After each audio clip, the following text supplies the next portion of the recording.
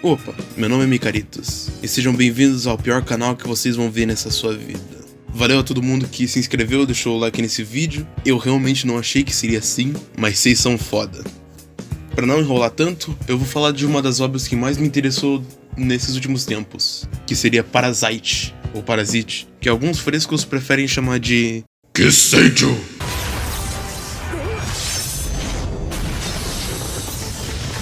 Vai entender esses caras, né? É até um pouco complicado falar desse anime, porque ele tem essas três vertentes. Porém, eles têm os mesmos eventos ou acontecimentos importantes. Então vou tentar explicar os três de maneira única, mais ou menos como se os três fossem um só. Mas os três são claramente diferentes um do outro. E eu só lembrei desse anime porque eu tava jogando no Resident Evil 4. E no começo do jogo tem uma vila que aparece uns bichos estranhos que é igualzinho a eles.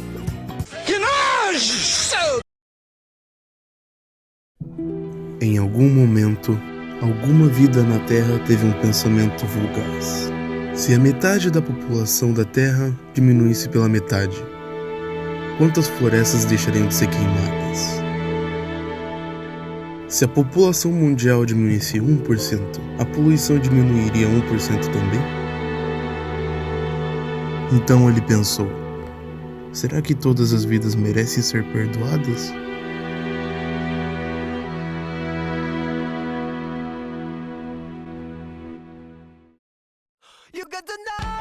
Sangue de Jesus, que introdução! Pois bem, criado por Hidoshi Iwaki em 88, Kiseijo ou Parasite foi lançado em uma revista japonesa chamada Aftermoon, e que em muitos lugares falam que foi lançada na Morning Open. Só que a Morning Open só deu uma premiação de, melhores mangá daquela época. E uma curiosidade técnica é que o mangá de Parasite foi lançado em widescreen, que seria um quadrado assim, que foi começado por Akira, uma outra obra que eu também queria falar, só que preciso de mais conhecimento. E antes desse Akira, geralmente os mangás eram desenhados em quadrados assim. Por isso que você vê obras como Komi-san ou Keion desse jeito, apesar de Komi-san ser um pouco mais suspeito de dizer isso. A obra na qual a gente tá falando é protagonizada por Izumi Shinichi, e ele é um adolescente nerd. Tanto que no anime colocaram até um óculos nele pra ressaltar essa nerdice que ele é. E que em uma noite entra uma birosca dessa pra tentar entrar no Shinichi. Só que ele não consegue porque o Shinichi tava de fone de ouvido. E o bicho tenta entrar em outro lugar. E o que não mostra no anime é que dá pra ver mais ou menos a reação das pessoas, como que elas se sentem quando estão sendo introduzidas.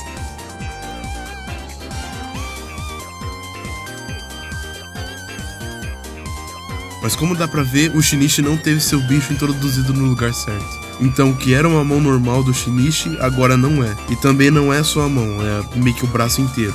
Olha essa mão boba, que bonito. Agora fudeu!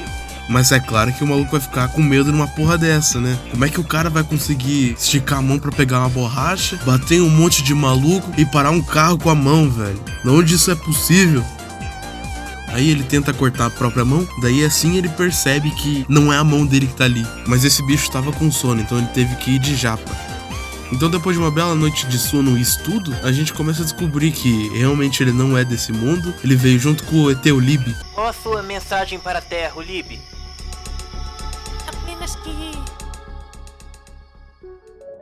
busquem ignorância. Só que diferente dele, esse aí não tem realmente um propósito. Então é um monte de conversa que ele faz com o Shinichi pra chegar no final que realmente ele tá no lugar errado. Era pra ele estar na cabeça do Shinichi ao invés da mão dele.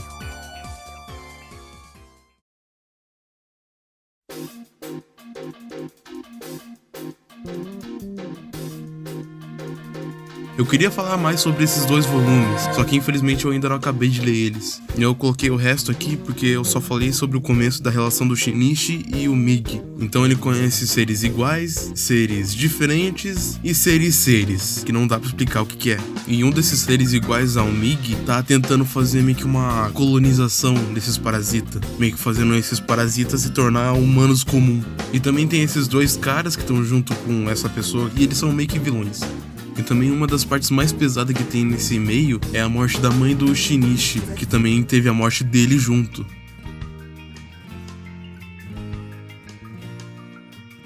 Só que ele ainda não morreu. Como?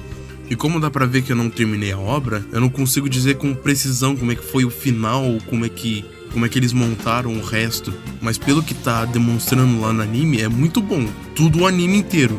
E como eu ainda quero encher linguiça, eu vou meio que apontar todas as diferenças que tem entre o anime, o mangá e o live action.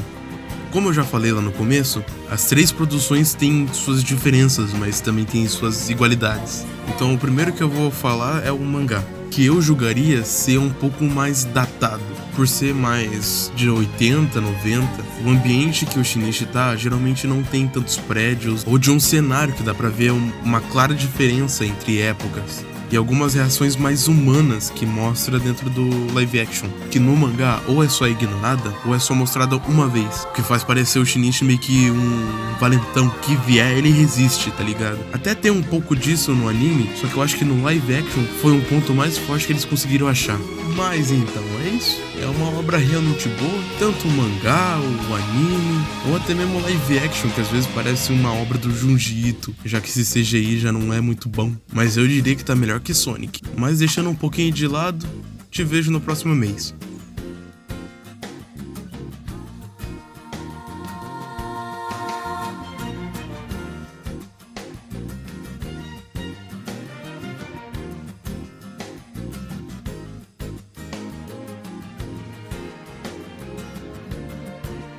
Brand new.